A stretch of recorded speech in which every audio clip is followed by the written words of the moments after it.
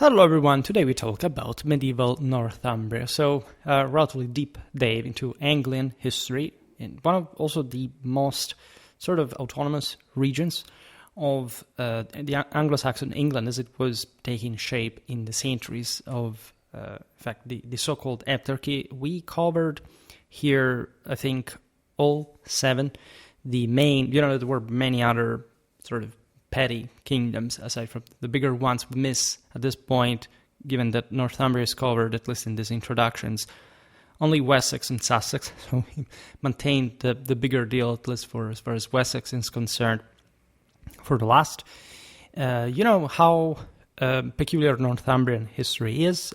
We observed the antagonism between, say, every more or less every element of the Heptarchy at some point had a sort of hegemony, right, over England. At some point it was Kent, at some point it was actually Northumbria, if anything by name, right? The Bretwalda was, again, sometimes just a nominal ambition, but it still reflected the relatively balanced equilibrium between, at some point in the early Anglo-Saxon period, between these various chunks.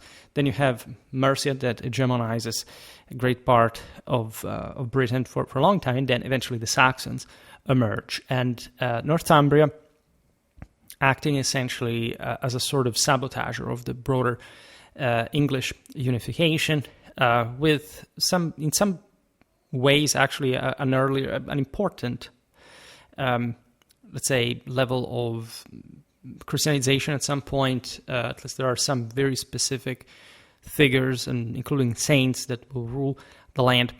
But later on, somehow fading as a potentially sort of hegemonic state, and in fact suffering of the Saxon influence to the point of siding also with the Norse, with the Celts. Not much because the local Anglians were particularly happy of that, but because at least a condition of power sharing over the region would attentively keep out the rising English kingdom. It's a very complicated story. Of course, I don't have to explain this to a largely Anglo-American audience. However, sometimes here and there I get, thank you for covering these topics in relative depth, because it turns out that there are tons of videos namely about the Anglo-Saxons, but it's always those things like, what was, life really like in Anglo-Saxon? There are like 2,000 videos of this kind, and hardly any talking about the evidential and sort of political, military, and religious side of the story.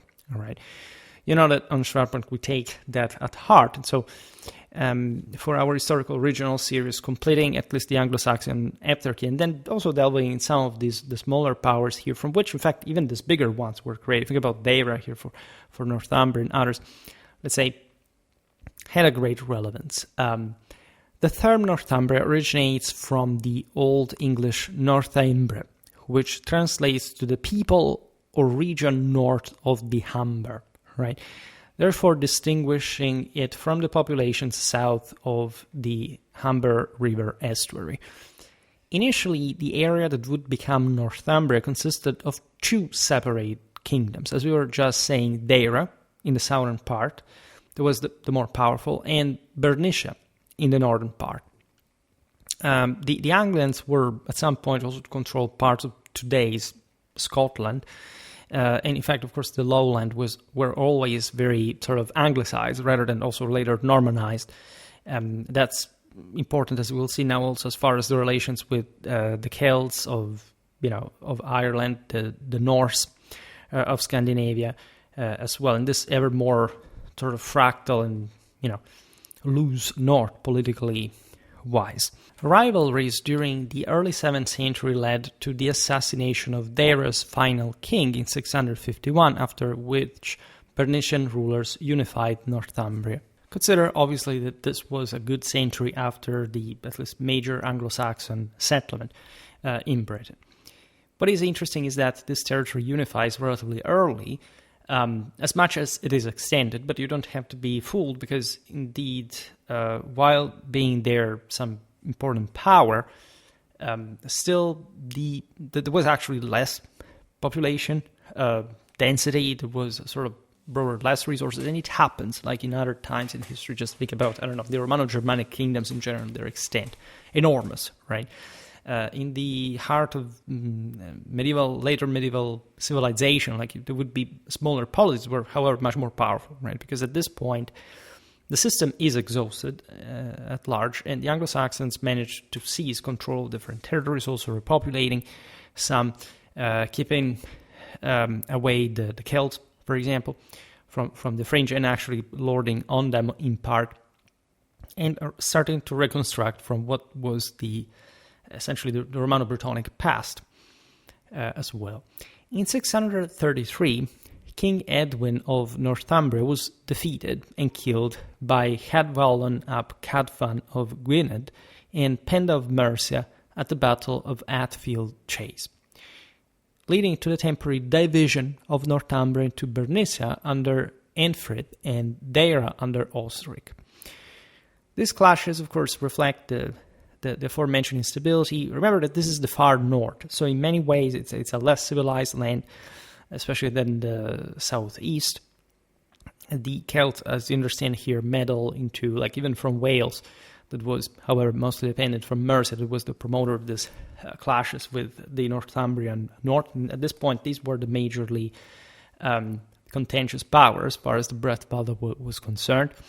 After, at the very beginning was Kent having the greatest importance, and then sort of fading into subjection also to Mercia, etc. Again, I made videos about already these powers. If you're interested in the various entanglements, you can check those out. Excavations at the site of Binchester Roman fort, known as Vinovia, in County Durham, have revealed evidence of continued British occupation into the 5th century with high-status burials and Christian artifacts, such as a silver ring inscribed with Christian symbols, suggesting a significant British Christian presence in southern Bernicia prior to Anglo-Saxon dominance, but also after that. Archaeological evidence actually shows, and I made an entire video about this years ago, that at the arrival of the Anglo-Saxons, there is a massive shift of Christian symbols towards the west, so towards probably the Romano-Brittonic, so-called Arthurian fringe. I also made a video about as far as its military organization was concerned. But it's obvious also through the relatively quick Christianization, not a very intense one, but for political reason, just obviously being there in the... also, if you think about the local administration, dioceses, it did exist, right? Even though they had been disrupted or whatever, the prior Romano-Christian basis for a more effective dominance was obviously exploited by the Angli at this point. A 2000 excavation at Binchester uncovered a late Roman bathhouse and hypocaust system with coins dated to 405-408, indicating sustained occupation to the sub-Roman period as well. By the Anglo-Saxon times, actually things had really collapsed to an important degree, not much because of the Anglo-Saxons, but because of the internecine fights between the Romano-Britons and the Celtic intrusions and more, right? So we can't imagine these structures simply being still functional, especially the hypocaust requiring an important amount of surplus of general infrastructure scattered across the province.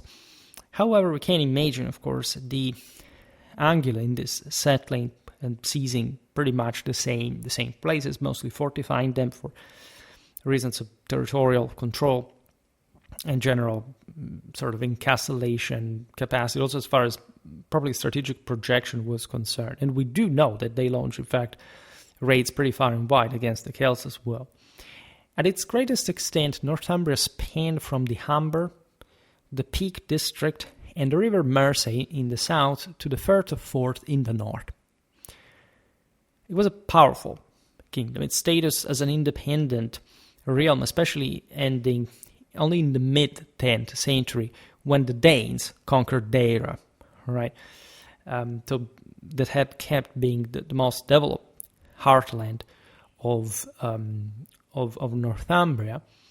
You know that the Norse conquest brought the establishment of the so-called Kingdom of York. That is also probably a polity on its own.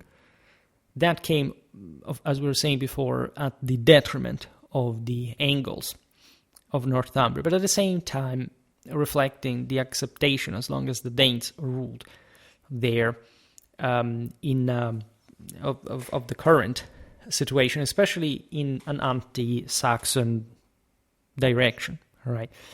In 927, King Aethelstan of Wessex, in fact, had conquered York, temporarily incorporating southern Northumbria into the Kingdom of England that had already been born, the Kingdom of the English, to be more specific in terminology, though Norse control, in fact, resumed just after his death in 939.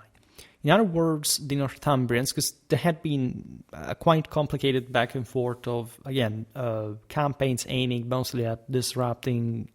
Again, the North was the weaker side at this point, and so, if anything, they were trying to sabotage the West Saxon effort to sort of hegemonize the system. Also, through Mercia, it was a bit actually siding with the West Saxons more often than not, but also being a more permeable area. Gradually toward the north, that was the case. And so basically, Wessex shows how powerful it was by successfully seizing York, the old Eboracum, which represented Northumbrian power as a concept. So collapse, this is really typical as a sequence. There is a major political collapse after the destruction, de facto, of this early, now high medieval statehood. It had, especially in Northern Europe, quite, laboriously developed and was, in the sense, also very delicate. As a consequence, the Northumbrians sort of ask for protection to the Norse, that in part arrive and they kill and they fight against, of course, some Northumbrians that were to defend their land, but as a whole, right? Normally, when a country is destroyed, it immediately asks for at least somebody to of the powers that have sort of mostly gravitated around it to take over in all things, and in this sense to go on in the struggle against Wessex, that naturally could not, say, simply launch campaign after campaign to the north. That was also a major display of political unity, of strategic capacity, of logistical, say, development in general from Wessex. It was truly shaping now a veritable English unitary power. We've seen this also, and especially in the video about the Battle of Brunanburh, that sort of illustrates this broader English bulk fighting against the French. Anglo-Saxon didn't want this. The sense also the part of the Northumbrians, the Scots, the Irish, the Vikings, and so on. And obviously the English won, right? And that is a very beautiful sort of concept, right? And that was an incredibly important battle in this general picture. The surviving earldom of Bamberg held sway over Bernicia for a time, so we're in the north, right? So this was essentially a chunk of still, namely, Anglo-Saxon power. Remember that also when we look at the Vikings, we're really looking at very similar peoples to the Anglo-Saxons. So we don't, unfortunately, have, at this point, especially the greater divide was Christianity versus non-Christianity. And so obviously England was already, even in the north, as likely more civilized place, or even substantially more civilized place than Scandinavia. But as we know, the Vikings at this point were essentially exploiting other people's weaknesses in the moment. And Northumbria, especially after that disastrous defeat against Wessex, was exactly the best place to infiltrate. In a major, in a sense, landmass to base yourself also for further raids all across the British archipelago, chiefly towards the richer south. That was also a bit more courageous, however.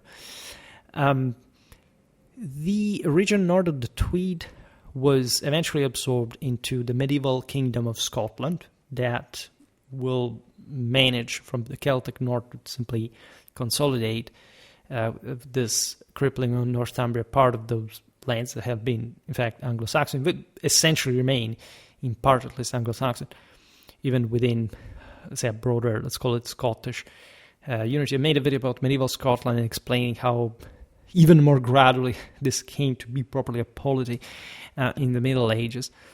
and this gives you a dimension of the blur in this frontier. In fact, that area will become the county of Northumberland and the county palatine of Durham. Originally, the Anglo-Saxon kingdom of Northumbria was divided into, as we've seen, the two realms, roughly split by the River Tees, with Bernicia to the north and Deira to the south. It's plausible that both were initially Celtic British kingdoms, before being overtaken by Germanic settlers that therefore would have not quite simply established them, out of the blue at least, though details about the structure and culture of these British kingdoms are scarce. And of course, if that was the case, well, that was the case, they were at least Romano-Brittonic by some degree, and or more Celticized in the north. In any case, especially the latter indicator, but just the general state of post-Roman Britain, at least after the first generations, was pretty sorrow, let's say, for us to imagine that there was any sound or robust basis. As you know, the same Anglo-Saxons established actually lots of different seigneuries. The tribal High Age studies are quite illustrative of that, so that there is mostly a process of recomposition from the bottom up, right, rather than the other way around. And so it's also different sub-provinces that eventually brought to Bernicia and Deira to become more hegemonic and gradually also to merge into Northumbria. Evidence for, in fact, the former Deira and Bernicia largely comes from toponymy, because aside from documentary sources, probably even the archaeological ones are scarce.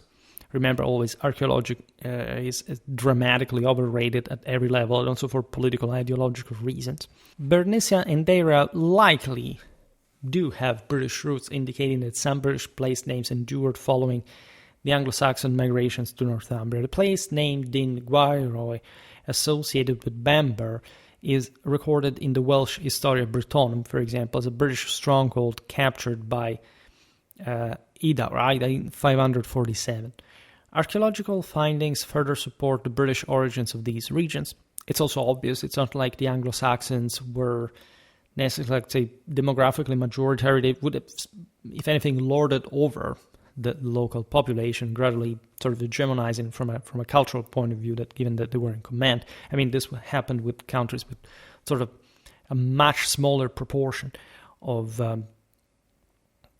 Germans in some other cultural ways.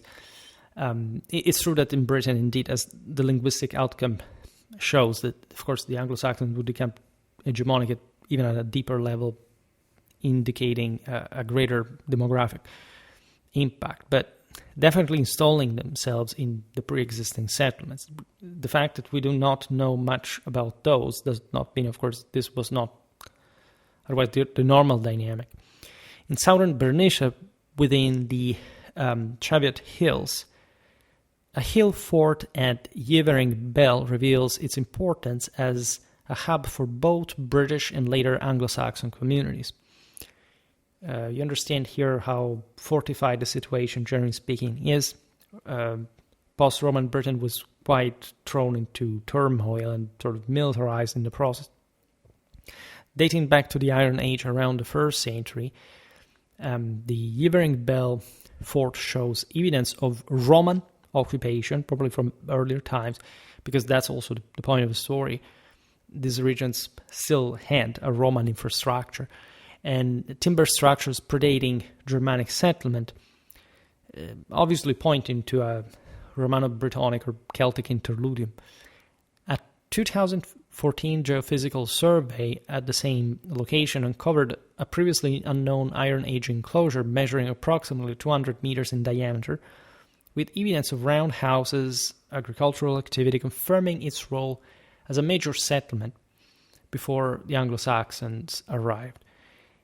A 2016 excavation also revealed their hoard of 12 bronze axes dated to 900-800 BC.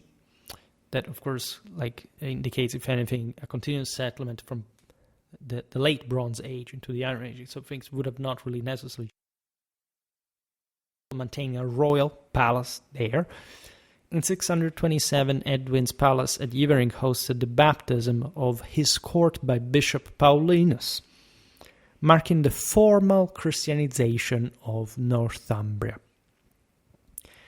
By the 8th century, when Bede, that by the way was a Northumbrian, as you know, the foremost historian of Anglo-Saxon England as well, was writing, English place names predominated in Northumbria.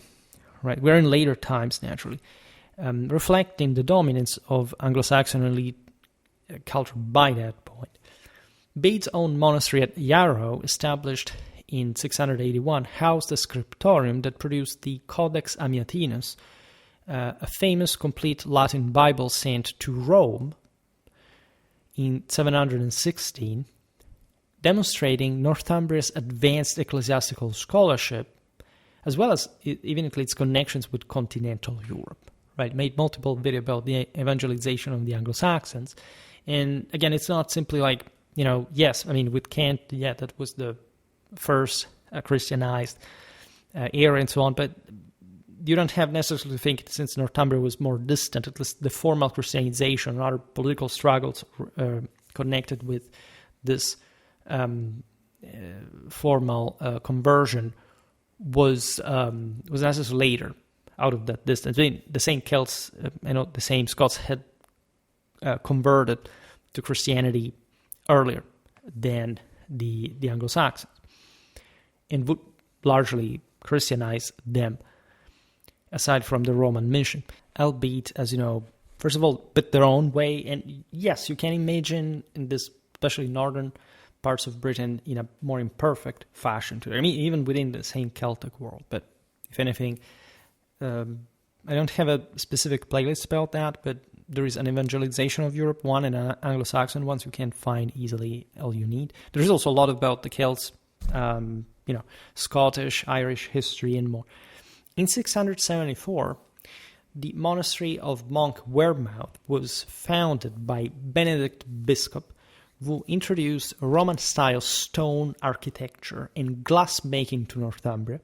This is very interesting because, of course, the properly Roman model and influences in ecclesiastical organization, even broader symbolism and construction, made it to Northumbria, as we see here, relatively later, by the end of the 7th century, enhancing this monastic center's cultural prestige. There were all factions, by the way, within these epitrarchic polities that, tended to push for this or that sort of alignment with Rome, maintaining a greater autonomy. This was especially something that, paradoxically, the same Celtic lands would mostly cultivate to have some greater local leverage. Think about the Easter Irish controversy, for example. But it was really about clienteles, about patrimony, the enormous endowments that the monasteries represented and that were normally connected with some level of dynastic patronage. Bede notes that the Angles were the primary Germanic settlers north of the Humber.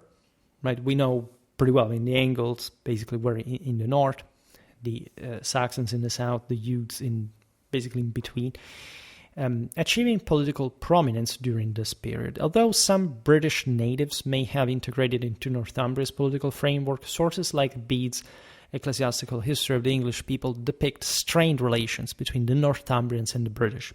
And obviously so, because the Northumbrians were still an Anglo-Saxon power and very much more exposed to the Celtic fringe. So that, as we've seen, as long as especially they were an independent polity, and even during the Norse times, they kept some distances from the latter. But they were more or less influential Celts that, in fact, especially in the High Middle Ages, were also becoming an important political mass to interfere in Northumbria. In 603, Ethelfrith defeated Aidan mac Gabrain, the king of Dalriata, where essentially in today's southwestern Scotland, essentially at the strait, right, with Ireland, given that Dalriata was probably a Scottish power that later basically Scoticized, a bit the same Scotland, the same Picts, in that remained also fairly belligerent. They're turning aside dangerous, powerful policy replete with Gaelic fiannas that went far and wide and so on. And the Northumbrians, of course, did not like these pirates very much. And they defeated them at the Battle of Dexastan near the Scottish border, consolidating Bernician control over northern Britain as well. The Angles were the strongest in the north. Remember that as well. That not just this provincial level, but in general, the moment the Anglo-Saxons set foot in Britain, in their view, they held an imperium, the Bretwalda, on the entirety of Britain. All right? Walda comes from wield, right? And so the idea that you wield Britain as if properly, like through your own imperial control. And so there was a stark divide in mentality between these Germans and the Celts. And also probably a qualitative difference. The Germans, a bit like, they were more militarized, they were more politically cohesive, right? Before their semi-permanent unification in 651, the Anglo-Saxon kingdoms of Bernicia and Deira frequently clashed between each other, obviously enough, which sort of underscores the broader potential, at least, of Northumbria before its so-called, can say, unification. Deira's political power was centered in the East Riding of Yorkshire, including the St. York, the North York Moors, and the Vale of York. Bernicia's core regions encompassed instead Bamberg, Lindisfarne, Monkwearmouth, Yarrow, and in Cumbria, the area west of the Pennines near Carlisle. We talked about Anglo-Saxon warfare. We know essentially the broader outlook of these Germanic hosts. There wasn't much surplus in Britain, nor a great deal of political concentration. Therefore, especially in the early Middle Ages, that were materially poor for basically all over the world. You can imagine Northern Europe, regardless of this, at least of the few Roman influence that had remained in Britain. Cavalry was not particularly developed. The Anglo-Saxons had it. They fought on horseback, not just, as some people think, getting, right into the battlefield and dismounting, which was an actual thing. But we have actually an interesting amount of evidence about probably Anglo-Saxon mounted warfare on many occasions and in a more habitual and, in fact, straightforward fashion. Especially in this northern frontier that, as we know also from our later British warfare, was historically the frontier, right, the borderland, characterized by frequent skirmishes and raids in which cavalry of different type of, consistency was sort of quite privileged for. Archaeological evidence from Carlisle, including the discovery of a 5th century inscribed stone dedicated to a British chieftain named Latinus, so also not quite just a Celtic influence, but evidently a Roman one, indicates a persistent British political presence in Western Bernicia into the early Anglo-Saxon period. All right. You realize that there is always some level of agglutination around a fortified emplacement. In fact, lots of warfare revolved around storming these forts, right, with literally command operations. We've seen this also in the videos about Pictish warfare from the other side. More incoming on that as well. Many people literally don't know that I've made all these videos because YouTube does not help sort of propagandizing that, but always remember that if you're interested in my work, I've made a lot, but I mean really a lot of very specific and in-depth content on all this stuff, and it's beautiful just to complete the broader picture over the years. A 2011 excavation at Carlisle Cathedral revealed the 5th century Christian cemetery with 15 burials, including one with a key row symbol, confirming a strong British Christian community before the Anglo-Saxon period. The name Northumbria, which united as we've seen, Deira, Bernicia, may have been coined by Bede. So it wasn't actually a pretty ancestral one, right? It gained prominence through his ecclesiastical history, As you know, it's a vague generic term. It's basically the Anglo-Saxon world north of the River Amber. All right, details of the early royal lineages of Bernicia and Deira are found in Bede's Ecclesiastical History of the English People and Nennius' Historia Britonum. These powers, especially in this more mystical north, were in fact less prone to some simple concept of political unification. They were the most distant from that. The Saxons, the youth, were historically very much influenced, say, by the Franks, by the Merovingian kingdom, by dynasties, monarchs, and so on. They were richer, they could concentrate more power, they had more surplus, they had a greater ecclesiastical administration. The North was more archaic, more primitive in mindset and practice. And therefore, we can legitimately assume that probably the idea of Northumbria was somehow quite gradually developing by some sort of level of historiographical and denominational convention.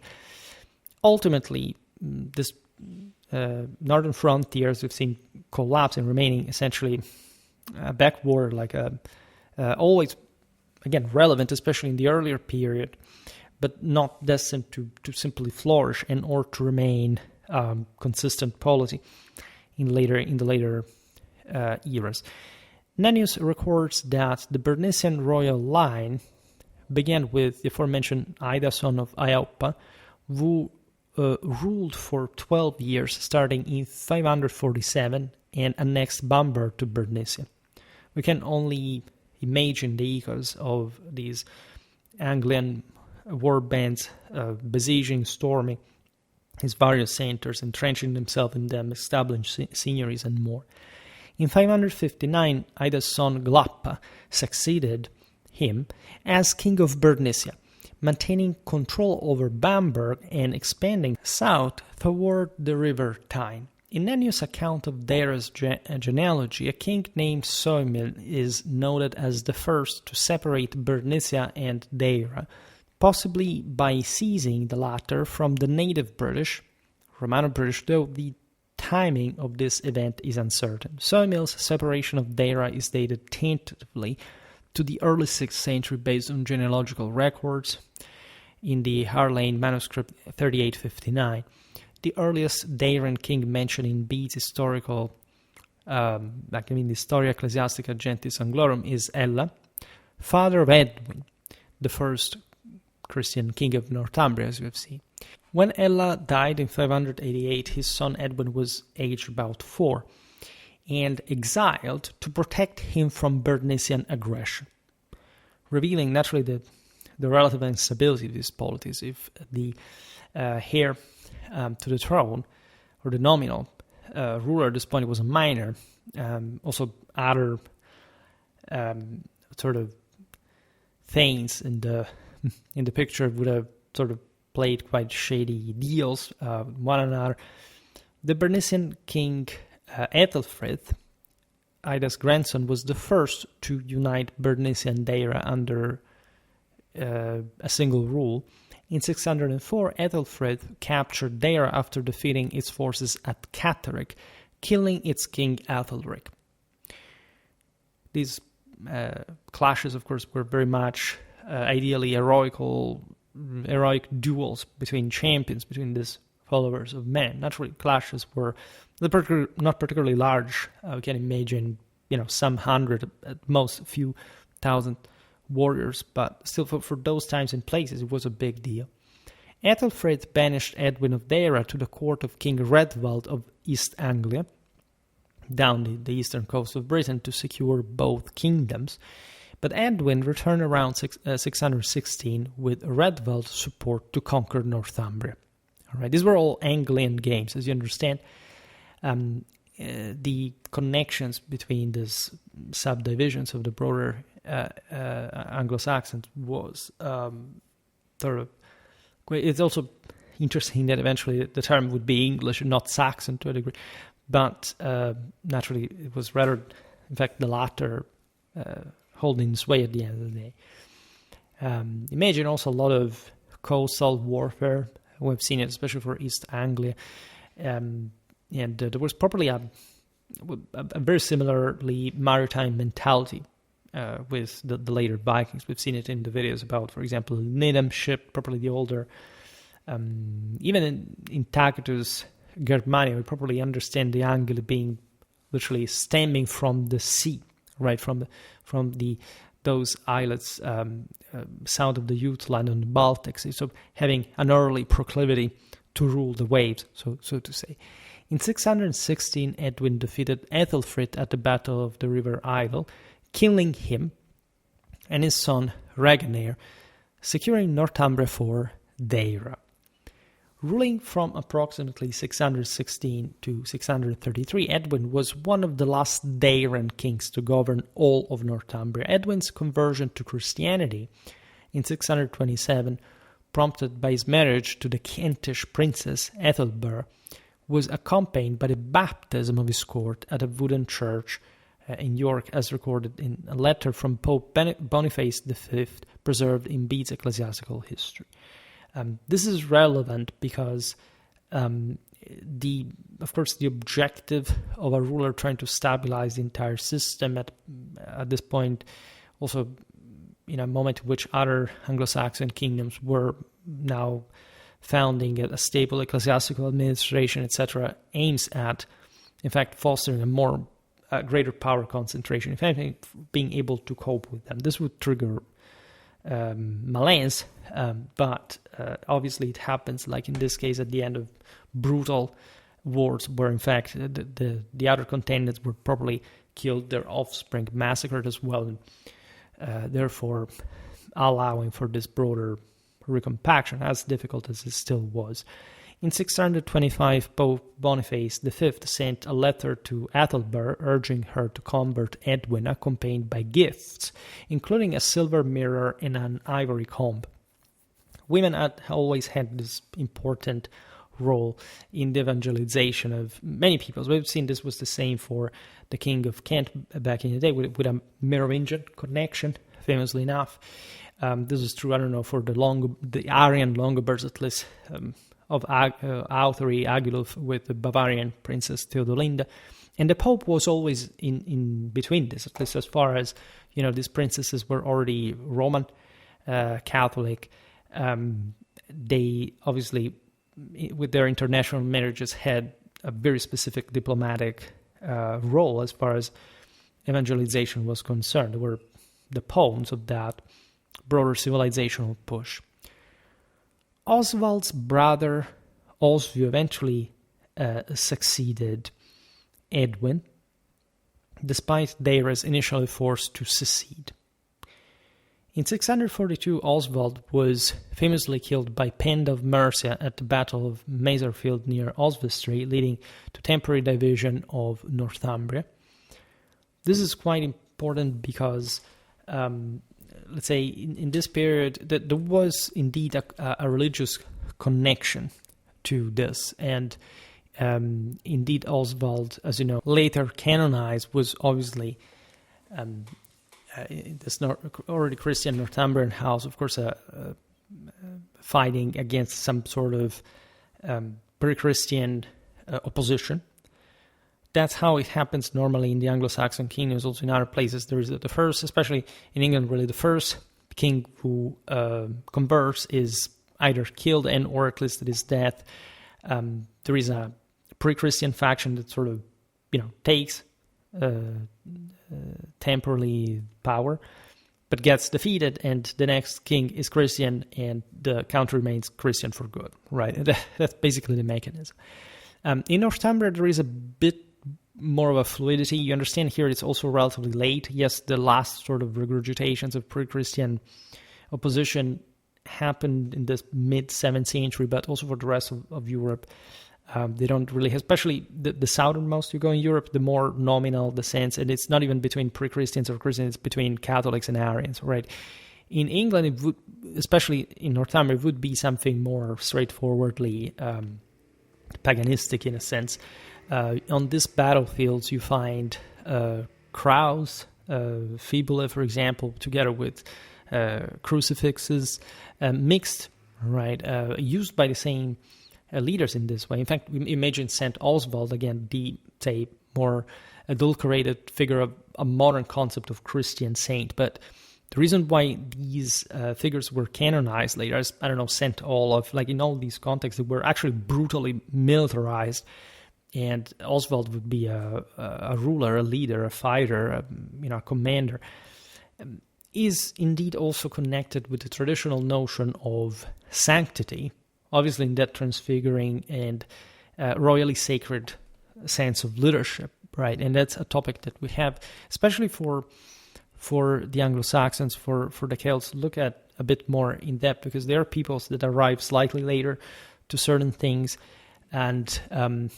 this is obviously very much there for the Scandinavians, for the Slavs as well. So that is also a bit of a window on some very archaic mentalities that can tell us about how also our peoples before, that they were at that stage before, would have seen certain things in other times, with other forms of documentation.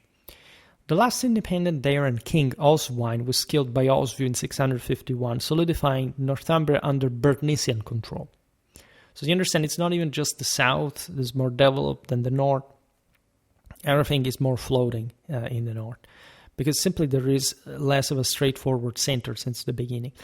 Oswine's murder took place at Gilling, and Oswiu founded an abbey there in 651 in an atonement, almost like a Henry II of Antiliterum, so to say, dedicating it to Saint Mary. And remember the soul of chivalry and what the role of the woman is in divine transfiguration, through especially self-sacrifice in holy combat. What does that actually symbolize? While wars between Bernicia and Deira played a major role in determining which royal line prevailed, marital alliances also helped unite the regions over time. Ethelfrid wed Edwin's sister Aka, for example, though this union did little to prevent later disputes among their kin, as we've seen. Ethelfrid and Aka married around 600, producing 7 children, including Oswald and Oswiu. A more successful marriage occurred when Oswiu wed Edwin's daughter and his cousin Eanfled, producing Egfrid, who initiated the Northumbrian royal line. Oswiu and Eanfled married in 643, and their son Egfrid ruled from 670 to 685, maintaining Northumbrian unity until his death at the Battle of Nectansmere against the Picts. Right? Interestingly enough.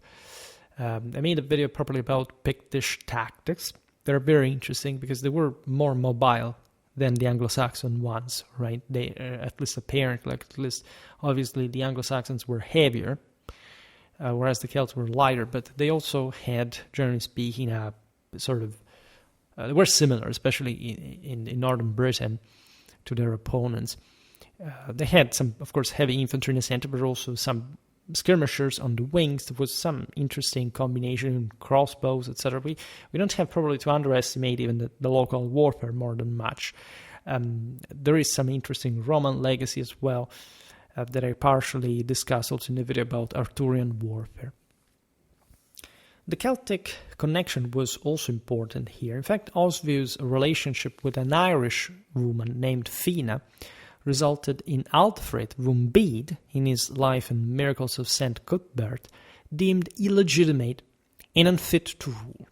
Right? Race was actually very important among these people. It was probably a concept of, traditional genetic treasuring, and the idea that, as we've seen, the Anglo-Saxons were more of a God's chosen people than the Celtic fringe was very central, to their identity. This Alfred, which naturally is a Germanic name, was known as Fland among the Irish, apparently in Gaelic. Alfred had been born around 645. He was educated at Iona, on the Irish city that, as you know, was one of historically the most important Christian centers in Britain, and connected with, also, as we've seen, with the Dairan power, with the general spread, in fact, of the Giles in the north. And he came to rule Northumbria as the son of Oswiu from 685 to 704. We're also relatively late in time, so you would expect, again, as in the south, that the English world was ever more separated from and opposed to the Celts. But in Northumbria, it wasn't quite the case. Alfred of Celtic blood managed to even secure the Northumbrian rule after defeating Ecgfrith in battle. Ecgfrith, as we've seen, was basically his second cousin. He belonged to a more straightforward Anglian line. So you understand also how in this north matters are settled through not a great deal of diplomacy or power sharing, but by breaking somebody's head on the battlefield, which is pretty commendable. Now the Norse invasions of the 9th century and the creation of the Danelaw redivided Northumbria. At some point, I really, perhaps soon, make a video about Danelaw, probably as a region. Some of you asked me.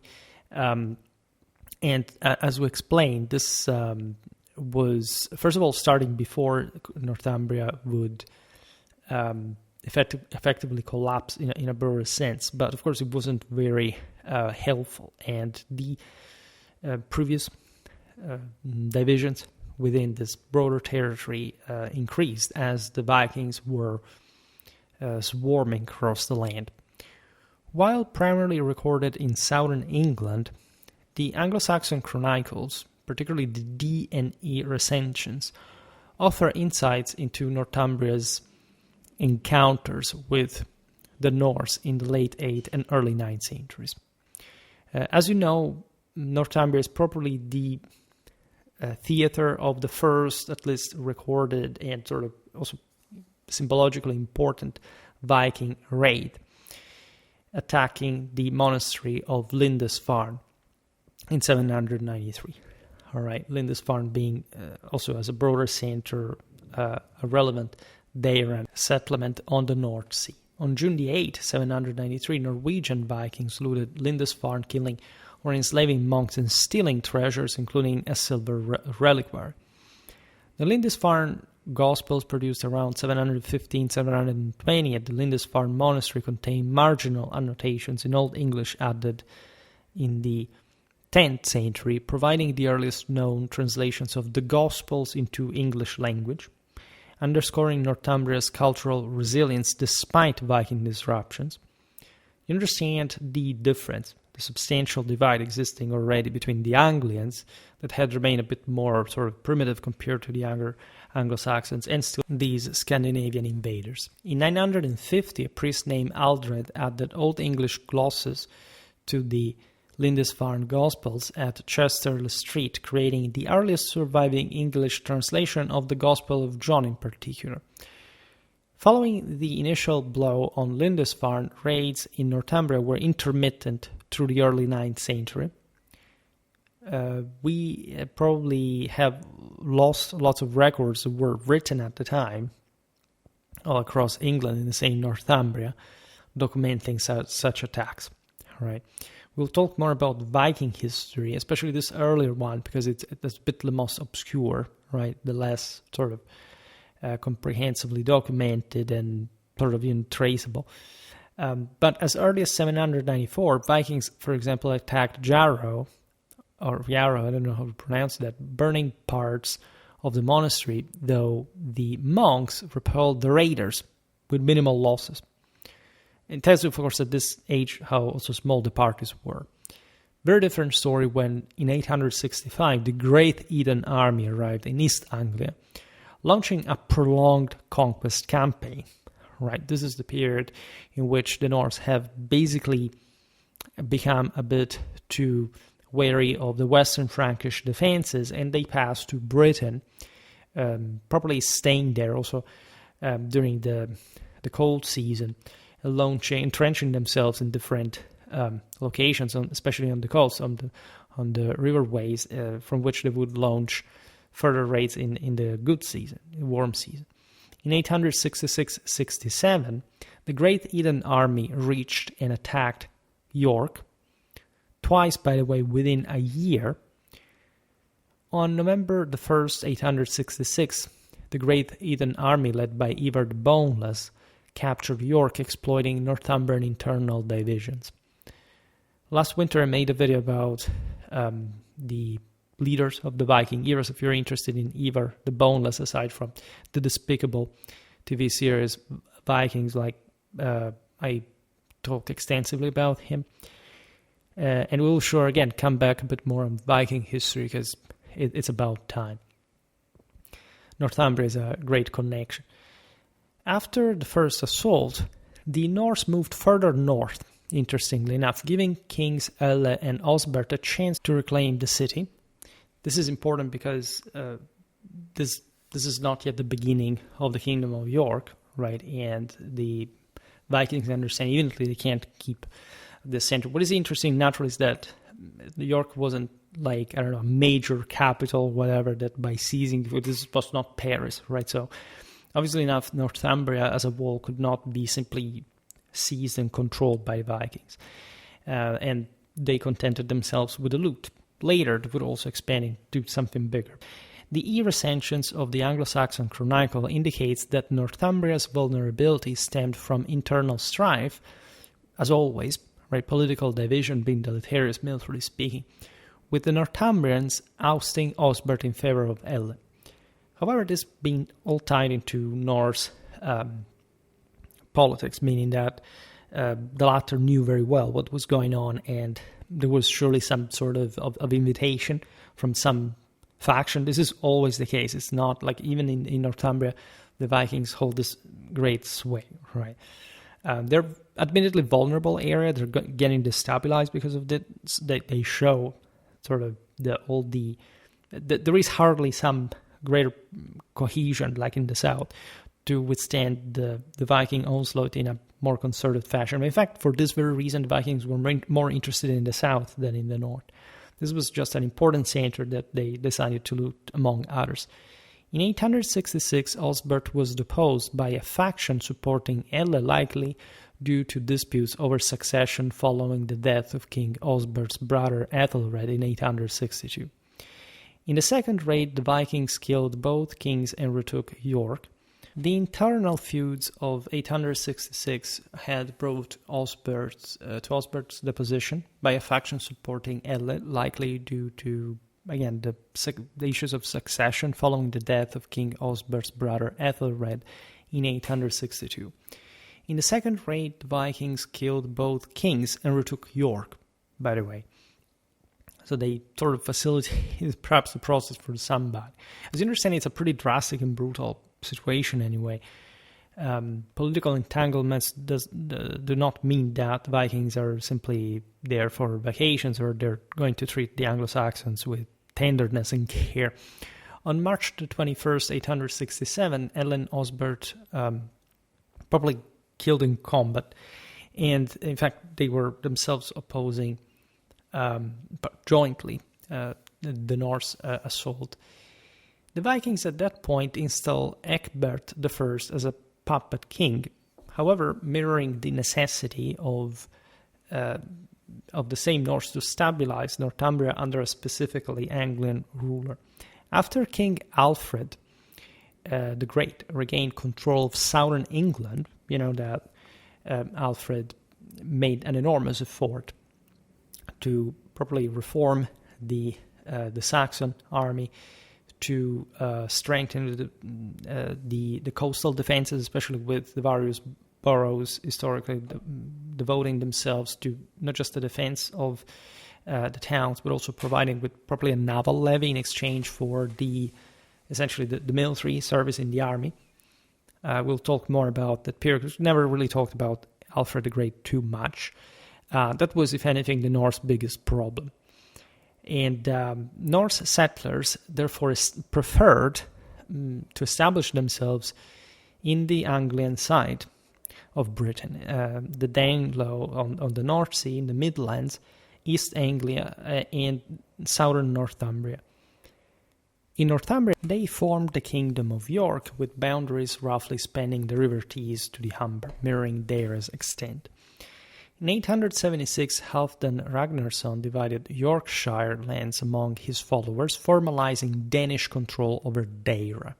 Despite falling to Hiberno-Norse colonizers, there was lots of sort of Gaelic piracy involved in Norse affairs as well. We've seen it in different videos. In the 20s of the 10th centuries, and facing ongoing conflicts with West Saxon expansionism, the kingdom persisted until 954, when Eric, often identified as Eric Bloodaxe, the last Scandinavian king of Yorkvik, was driven out and killed. Right? We know relatively few regarding internal dynamics, especially probably Scandinavian-ruled Northumbria. If anything, however, Eric Bloodaxe was expelled by King Edred of Wessex and killed at the Battle of Stainmore in Westmoreland. So there was a broader, again, process of basically marginalization of the land, with Wessex gaining incremental power, regardless of the hit that also the rest of England had received from the Norse settlement. I mean, the Danelaw was basically a general agreement between the Kingdom of England at this point, Kingdom of the English, and the Norse, that could not quite be simply dislodged. All right. The Great Army was less successful north of the River Tees, where raids occurred historically, but no lasting Norse occupation is recorded, and few Scandinavian place names indicate significant settlement, also because objectively there was less there to control, and the Vikings, as we've seen, were to be more careful of the Saxon and than anything. The Celts being broadly aligned with York against Wessex. A 2018 survey of toponyms in northern Bernicia identified only 4% of place names with Scandinavian origins, compared to 42% in Yorkshire, for example. During the Viking conquest, the political landscape north of the Tees included the community of St. Cuthbert and remnants of Northumbrian English elites. After Halfdan Ragnarsson's attack on Lindisfarne in 875, which had been repeated, the community of St. Cuthbert wandered for a century. In 875, Halfdan's forces destroyed also Tynemouth Priory and camped, showing also how raids on monasteries, for example, could come even at different times, were not sort of the mere priority of the Vikings anymore after, say, multiple generations from the initial raids, even when they had these territories at hand. Because the game was bigger and there were more sort of international issues requiring a prioritization. Besides, these lands were sort of Christian now in any case, and the same Vikings were actually Christianizing over time by themselves. In 875, Halfdan's forces had also destroyed the Tynemouth Priory and camped at the River Team near Gateshead, looting the surrounding area. According to the history of St. Cuthbert, they settled temporarily at Chesterley Street until 883 on land granted by Guthred, the Viking king of York himself. You understand these different groups also were not necessarily liking each other more than much, right? The Norse at large had this Viking activity that was akin to sort of errant war band / knighthood to a degree. Here we are in the almost basically in the mid Viking age, and so you couldn't simply stop these people, but at some point you had to even give them something to prevent further destruction, telling them they could raid, plunder just in some places. Excavations at Chesterley Street in 1995 uncovered a cemetery with over 100 burials, including high-status individuals with grave goods such as gold arm rings, suggesting the community of St. Cuthbert maintained significant wealth and influence during this period in general. The aforementioned excavation revealed also a carved stone cross dated to around this time of the plunder, inscribed with a dedication to St. Cuthbert, indicated that again, there had been a continuous religious activity throughout all sort of the Scandinavian period, the Scandinavian domination of Josvik. The 12th century Historia Regum records that Guthred provided this land in exchange for the community recognizing him as a king as well. In 883, in fact, the Viking was crowned at Osvikesdun, and the community of St. Cuthbert granted him land between the Tyne and Tees, establishing Chesterless Street as their base. Extending from the Tees to the Tyne, this land offered sanctuary for 37 days to those fleeing from the north or south, suggesting the community of St. Cuthbert's juridical independence and recognition by the same kingdom of York. Right? This is very relevant because, again, it shows how already protective the Norse in this areas were, just to obviously continue their government in a land that was Christian and that had in this monasteries very important centers of general power administration, clanetary connections, etc. Later on, in 934, King Aethelstan visited the community's shrine at Chesterless Street, donating a silver chalice and lands in County Durham to reinforce their autonomy. This community likely acted as a buffer between the Norse in southern Northumbria and the Anglo-Saxons in the north, because remember, there had been Anglo-Saxon communities left over, so to say, of the former Northumbria that were not under the Josvik Vikings. North of the Tyne, in fact, Northumbrians retained partial control in Bamberg, where kingship continued with Ecgbert I as regent around 867, followed by Rigsige and Ecgbert II. This tells you how really, again, fragmented in general Anglian power really was compared to Saxon one. A hoard discovered near Bamberg in 2017, containing silver coins and ingots dated to the 70s of the 9th century, indicate continued economic activity and possible resistance, of course, to Viking control in northern Bernicia. This had not been, as we've seen, an easy land for the Deirans. And of course, if, for example, some sort of tax collection capacity, as we've seen here, precious metal is there is surplus, there is enough to pay, of course, for war bands. Here also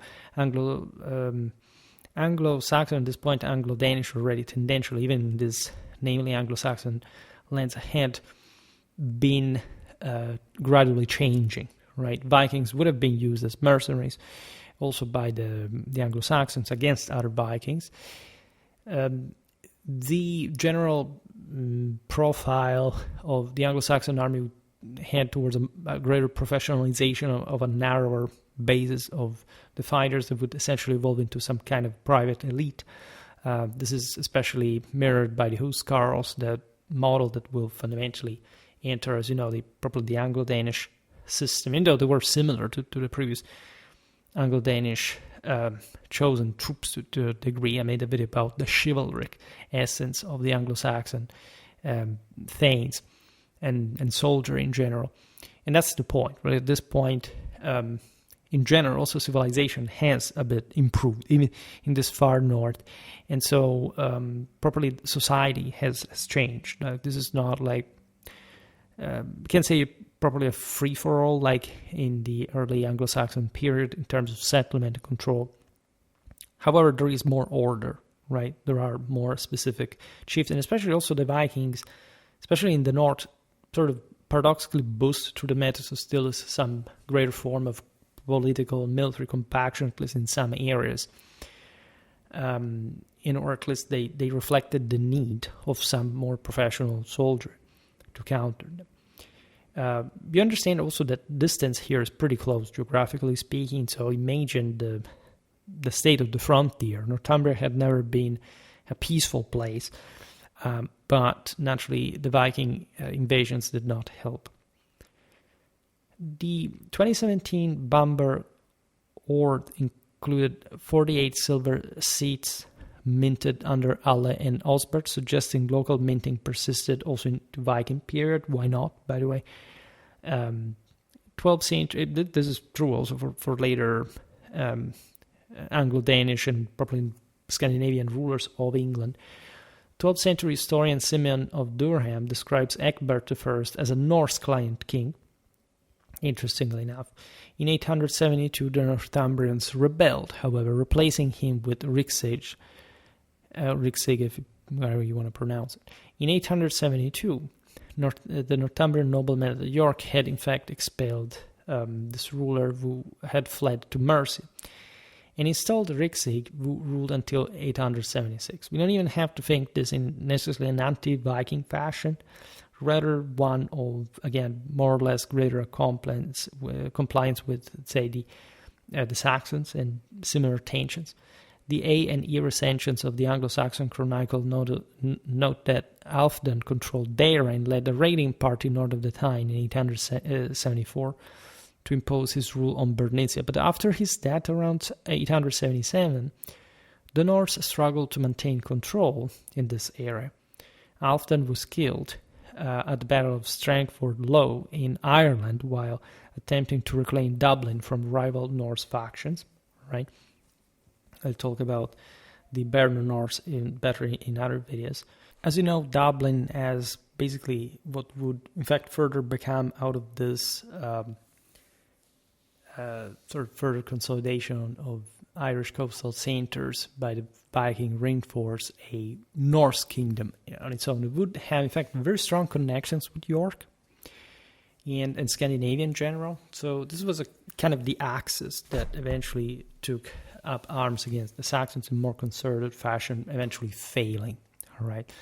However, Rigsige and Ecgbert II preserved sort of a stronger English presence in York. The former died in 876, and Ecgbert II ruled until 878, maintaining Bamberg and as a Northumbrian stronghold, by the way. After Ecgbert II, Eadwulf, known as the King of the North Saxons, interestingly enough, reigning between 890 and 912, governed Bamberg. So when we look at Bernicia, I should make a video about that because it's one, in fact, of the most important parts of Anglo-Saxon England beyond this, in fact, Ettarchy, and you understand in the Northumbrian case how still fragmented the thing would remain up to this point. Its local rulers, Rigsige and Ecgbert II, are quite fascinating because they preserve probably an Anglian presence in the north. The former died in 876, Ecgbert ruled until 878, maintaining Bamberg as a Northumbrian stronghold, controlling also surrounding villages and, again, putting a struggle against the Norse. And the most interesting aspect is that Ecgbert II's successor, Eadwulf, was known, while continuing, in fact, the rule over Bamberg, the King of the North Saxons.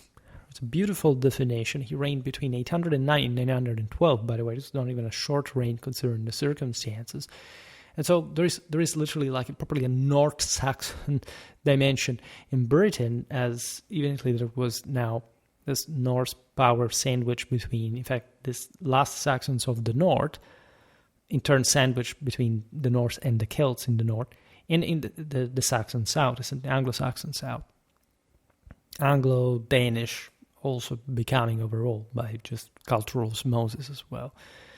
In 912, Eadwulf even issued a charter granting land near Bamberg to a local noble, reinforcing his authority in northern Bernicia and witnessing to probably a social certification, a political hierarchy in the land.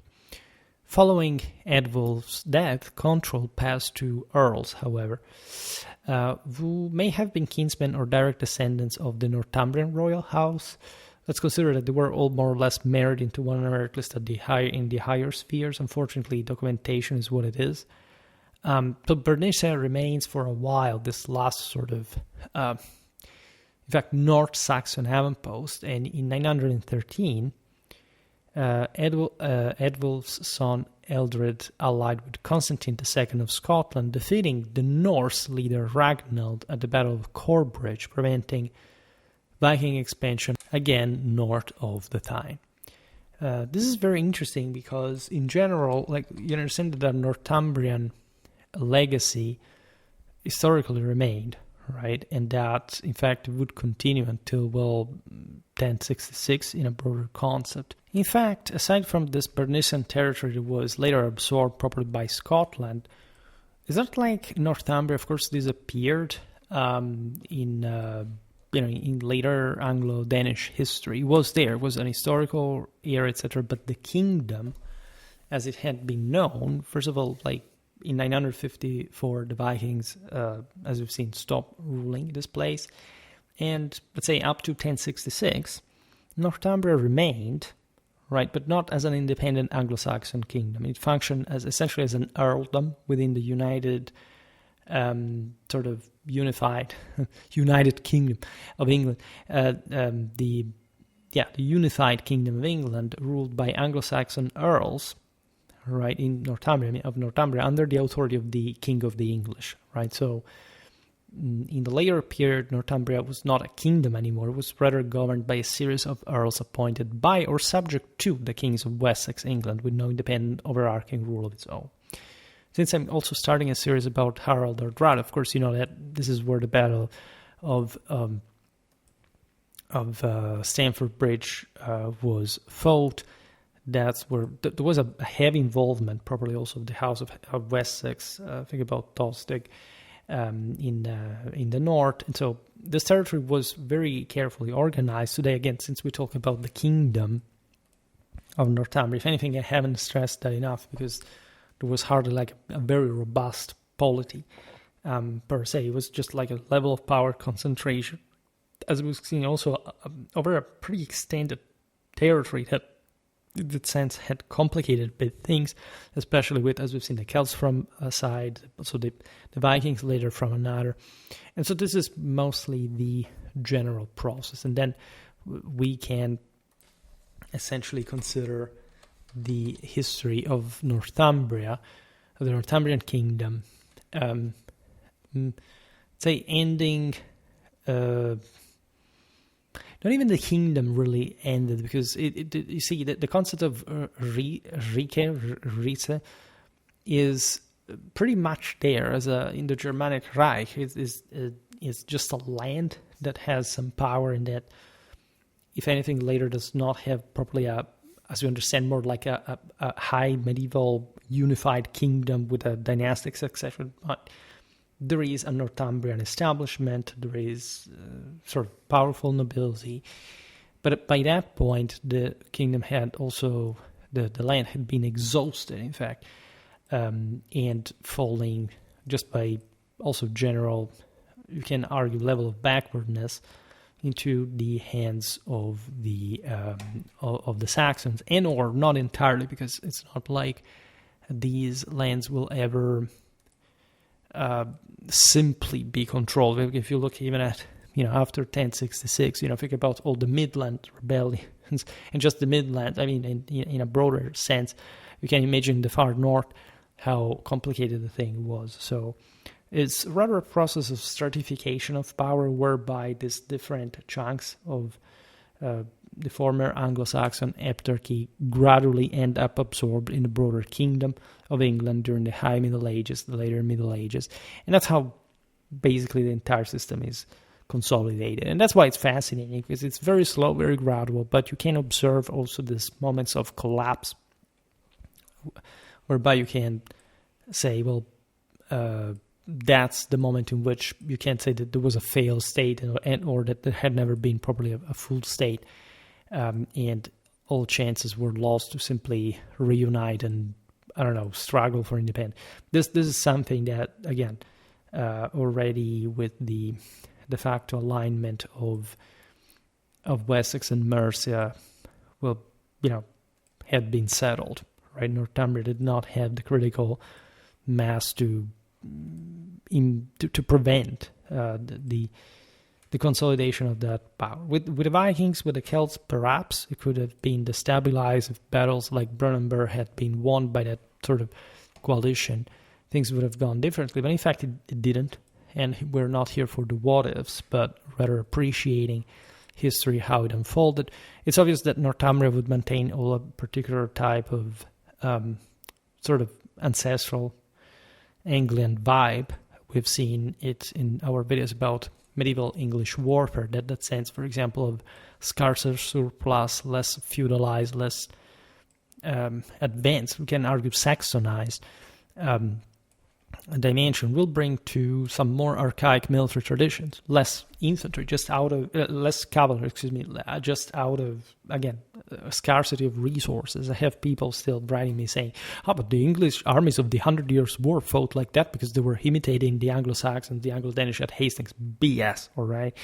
It has nothing to do with that. The Kingdom of England by the 13th century fought like any other Western European one, and what happened during the 100 Years' War was a matter of tactical contingency and later habit, together with other fluctuations of the broader West European, probably art of war.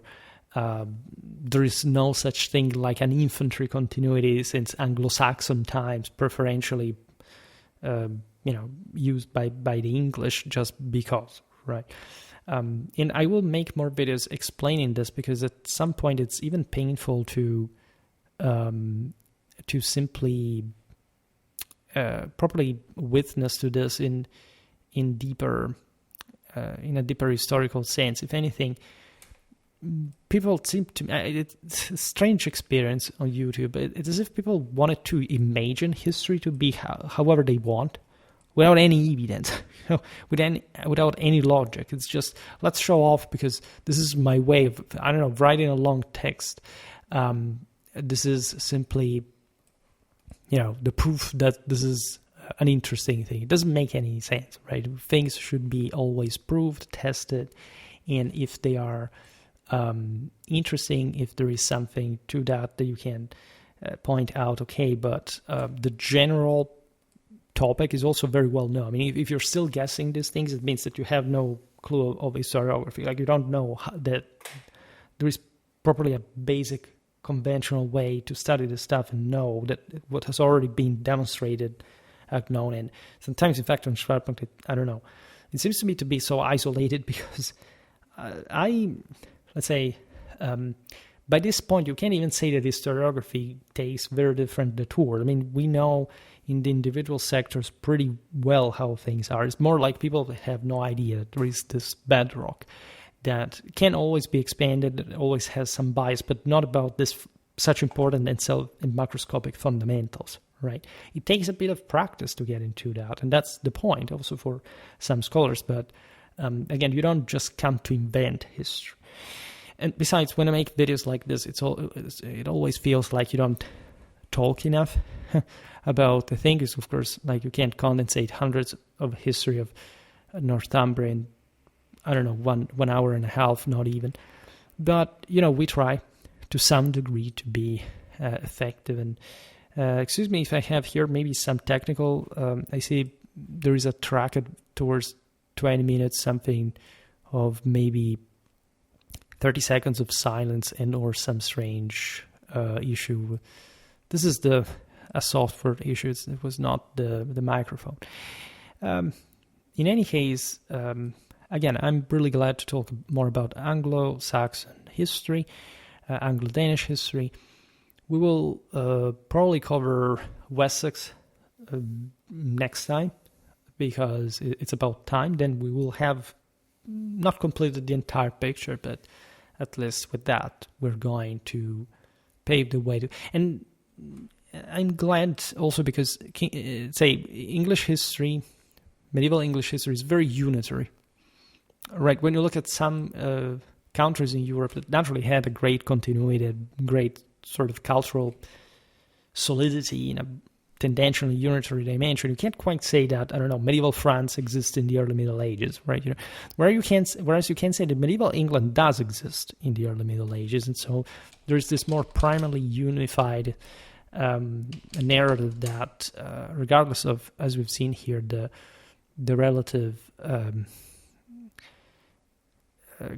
course, the important graduality to Anglo-Saxon compaction still, right, speaks of also later English history. In fact, I was glad at least to talk about Anglo-Saxon history always. I have here, I see how many videos about medieval England. Okay, maybe like 62 or something, and Anglo-Saxons only 16. It's a bit too few, telling the truth, but it's already something, right? Considering especially that we have been covering all these proper heptarchy polities one by one, like it's useful and it's a good base to build up further. Very well, for today, however, I stop it here. Just hope that you enjoyed this video. If you did, please share it. Otherwise, leave a like or subscribe to my channel if you're interested in my upcoming content. As always, I thank you heartily for listening to me. I wish you a nice time and see you next time. Bye.